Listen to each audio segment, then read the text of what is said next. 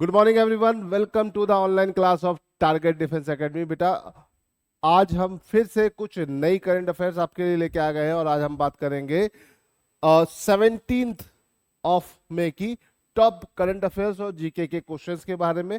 बहुत सारी चीजें ऐसी हुई हैं जो आपके पेपर में एग्जाम के हिसाब से पूछी जा सकती है। ठीक है बेटा, पहली चीज। दूसरी चीज, इस सारी चीजों का पीडीएफ आपको कहाँ मिलेगा? टारगेट डिफेंस एकेडमी के टेलीग्राम चैनल पर, है ना। और इससे रिलेटेड और क्विज अगर आपको प्रैक्टिस करनी है और एमसीक्यूज लगाने हैं तो भी आप टारगेट डिफेंस एकेडमी के टेलीग्राम चैनल को ज्वाइन करिए। वहां पर आपको प्रैक्टिस के लिए बहुत सारी चीजें मिलेंगी। चलिए शुरू करते हैं आज की करंट अफेयर्स की सीरीज को।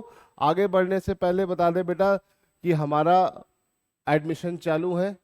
अभी बहुत ही कम सीटें बची हुई हैं, ठीक है, हमारे सुपर 100 के बैच में। और जो भी बच्चे फाउंडेशंस में 11-12 के साथ एनडीए की तैयारी करना चाहते हैं तो वो पार्टिसिपेट कर सकते हैं, वो इंक्वायरी कर सकते हैं, वो एडमिशन ले सकते हैं, है ना। और अगर आप प्योर एनडीए के बैच में आना चाहते हैं तो उसकी भी सीटें बहुत तेजी से फुल हो रही है, उसमें भी आप ज्वाइन कर सकते हैं। ठीक है, तो जल्दी से अपना, अगर आप एनडीए की तैयारी कर रहे हैं तो तुरंत के तुरंत अपनी इंक्वायरी जनरेट कर लीजिए, सीट बुक कर लीजिए, वरना लेट हो गया तो एडमिशन मिल पाना बहुत ही मुश्किल होगा। ठीक है, चलो शुरू करते हैं बेटा आज के करंट अफेयर्स के साथ। आज की बेटा पहली करंट अफेयर है, which country launch the world first commercial scale E methanol production facility. ठीक है, मेथनॉल बेटा ई मेथनॉल प्रोडक्शन फैसिलिटी लॉन्च करने वाला दुनिया का पहला देश कौन बना? Sweden, Norway, Denmark, Finland. तो बेटा यहाँ पे 4 ऑप्शन है और इसमें सही आंसर है डेनमार्क। डेनमार्क की बेटा अगर हम बात करते हैं तो डेनमार्क का जो कैपिटल है वो है कोपेन हैगन, याद रखिएगा। ठीक है, अगर आपको इन क्वेश्चंस के आंसर पता है तो कमेंट में नीचे बताते जाइए, मेरे साथ प्रैक्टिस करते रहिए ताकि आपको भी पता चले कि आपको कितना आता है। ठीक है, तो साथ ही साथ आंसर दे सकते हैं आप। चलिए चलिए क्वेश्चन नंबर 2 की तरफ चलते हैं। E methanol is produced by synthesize which two main component. जो ई मेथनॉल बनता है वो किन दो प्रोडक्शन के सिंथेसाइज से बनता है? ये सिंपल सा क्वेश्चन है बेटा। ठीक है, तो green hydrogen and natural gas, green hydrogen and capture carbon dioxide, water and methane, biomass and natural gases. तो बेटा ये ग्रीन ई मेथनॉल जो बन रहा है वो बन रहा है green hydrogen and capture carbon dioxide, यही तो इसका मेन कंपोनेंट है। ठीक है, कार्बन का एमिशन को रिड्यूस करना। ठीक है, तो इसे याद रखिएगा, ई मेथनॉल, ठीक है, ग्रीन हाइड्रोजन और कार्बन डाइऑक्साइड से प्रोड्यूस हो रहा है। ठीक है, ये आपके साइंस का क्वेश्चन भी बन सकता है, करंट अफेयर के पार्ट से। मेथनॉल जो होता है, मेथनॉल बहुत अच्छी चीज नहीं होती है, ये पॉइजनस भी होती है। ठीक है, which article of the Indian constitution establish the supreme court of India. Bharat का उच्च न्यायालय के लिए कौन सा आर्टिकल है? आर्टिकल 124, है ना भाई। देखो आर्टिकल 124 जो है वो आपका सुप्रीम कोर्ट के लिए है। आर्टिकल 129 बताता है court of record, supreme court as a court of record, अभिलेख न्यायालय के फॉर्म में चलता है। ठीक है, फिर आर्टिकल 131 की अगर हम बात करें बेटा तो ये बताता है सुप्रीम कोर्ट का ओरिजिनल जुरिडिक्शन।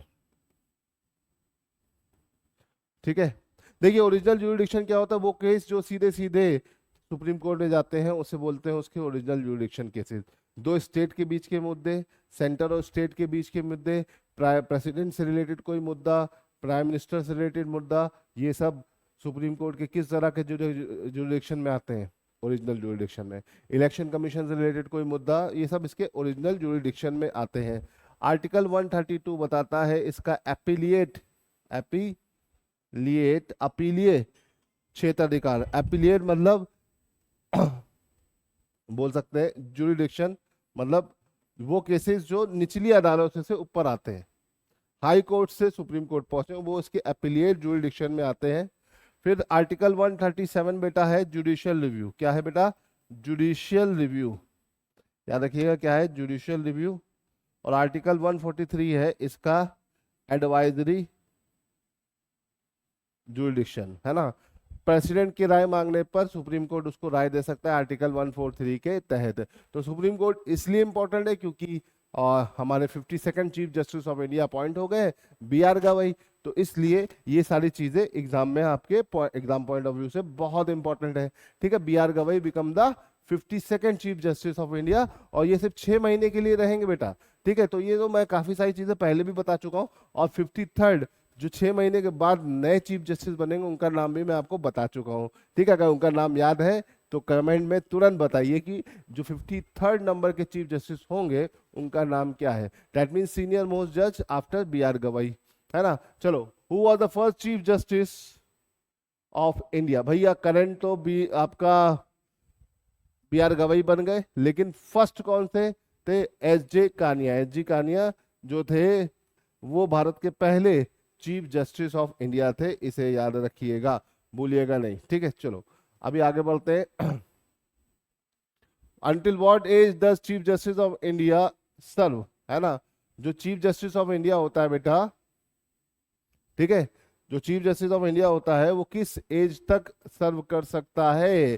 तो याद रखिएगा, सुप्रीम कोर्ट का जज होता है, सुप्रीम कोर्ट के जज की जो एज होती है वो 65 ईयर्स होती है।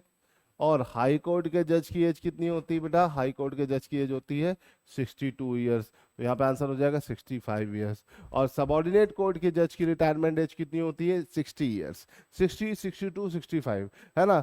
कुछ केसेस में कुछ स्टेट ने सबऑर्डिनेट हाई कोर्ट के जजेस को एक्सटेंशन दे रखा है, तो वो उनका पर्सनल क्राइटेरिया है ना। लेकिन यहाँ पे आंसर क्या है? 65 ईयर्स। ठीक। Who administered the oath of office of the chief justice of India? तो भारत के मुख्य न्यायाधीश की शपथ कौन दिलाता है ना। याद रखिएगा, चीफ जस्टिस ऑफ इंडिया को ओथ कौन दिलाता है? तो भैया उसको ओथ या शपथ दिलाने का काम करता है प्रेसिडेंट ऑफ इंडिया। कौन करता है? President of India. ये इस तरह के छोटे मोटे क्वेश्चन बन सकते हैं और आपके एग्जाम में आपके लिए परेशानी जनरेट कर सकते हैं। तो भैया कल की सबसे बड़ी न्यूज थी बी आर गवई से रिलेटेड, तो उसी पर ही हमने क्वेश्चन बना लिया। What was the India's headline retail inflation rate in April 2025? तो भैया इंडिया का जो रिटेल इन्फ्लेशन है रेट वो कितना है? तो सिंपल सा क्वेश्चन है, ऑप्शन है 2.88, 3.16, 3.34, 4.12। तो बेटा ये है 3.16। याद रखिएगा, फैक्चुअल डेटा है, इसको याद रखोगे तो आसान रहेगा। ठीक है, चलो। Which ministry is responsible for implementing समृद्ध स्कीम, है ना। अब भैया समृद्ध स्कीम में एम का मतलब ही है माइटी, है ना, ministry of electronic and information technology. तो भैया ये आंसर हो जाएगा क्या? सी। ठीक है, समृद्धि स्कीम जो होता है एक स्टार्टअप है, ठीक है, ताकि इस मिनिस्ट्री के प्रोडक्ट को डेवलप करना और ग्रोथ करने के लिए मदद कराना, है ना। ये जो स्कीम है बेटा 2024 में स्टार्ट की गई थी। इस तरह के क्वेश्चन अक्सर पेपर में आ जाते हैं। समृद्ध है, समृद्धि नहीं है, इसे याद रखिएगा। ठीक है, समृद्ध स्कीम की यहाँ पे बात हो रही है। ठीक है, चलो अब आगे बढ़ते हैं। क्वेश्चन नंबर 9 की तरफ, where is the proposed location of the upcoming peace talk between Ukraine and Russia, है ना, will be held, है ना। तो यूक्रेन और रशिया के बीच में एक पीस टॉक होने वाली है, ये कहाँ होने वाली है भाई? जिनीवा, इस्तांबुल, वारसा, मॉस्को। तो भैया ये रखा गया है एशिया में। एशिया में कहाँ? टर्की के एक शहर में, इस्तांबुल। इस्तांबुल टर्की का एक शहर है, तुर्की का एक शहर है, इसे याद रखिएगा, भूलिएगा नहीं। ठीक है, तो these are the important questions. चलिए यहाँ से आगे बढ़ते हैं क्वेश्चन नंबर 10 की तरफ। ठीक है, who receive the honorary palm the honour at the opening of 78 Cannes film festival? Cannes film festival कौन सा नंबर का हो रहा है? 78, है ना। तो उसमें पाम दी ऑनर किसे दिया गया? भैया इनको दिया गया। ये कौन है भैया? इनका नाम है रॉबर्ट डी नायरो। ठीक है, ये एक्टर और डायरेक्टर रहे हैं और इन्होंने बहुत सारी मूवीज में बहुत अच्छे अच्छे रोल्स किए हुए हैं। ठीक है, अगर आप हॉलीवुड मूवीज देखते हैं तो आप इनको आराम से पहचान लोगे। ठीक है, तो इसे ध्यान रखिएगा, रॉबर्ट डी नायरो। ठीक, चलिए ये तो बात हो गई किसके बारे में? हमारे क्वेश्चन नंबर 10 के बारे में। तो बेटा आज के टॉप 10 क्वेश्चंस को हमने क्विकली बता दिया आपको। आई होप कि आपको सारे क्वेश्चन समझ में आए होंगे। क्वेश्चन अच्छे लग रहे हैं तो लाइक और शेयर करते जाइए और रेगुलर अपडेट लेते रहिए। इन्हीं क्वेश्चन में से आपके पेपर में भी करंट अफेयर बनेगा। तो चलिए आज के लिए इतना ध्यान देते हैं, मिलते हैं अगली क्लास में। जय हिंद।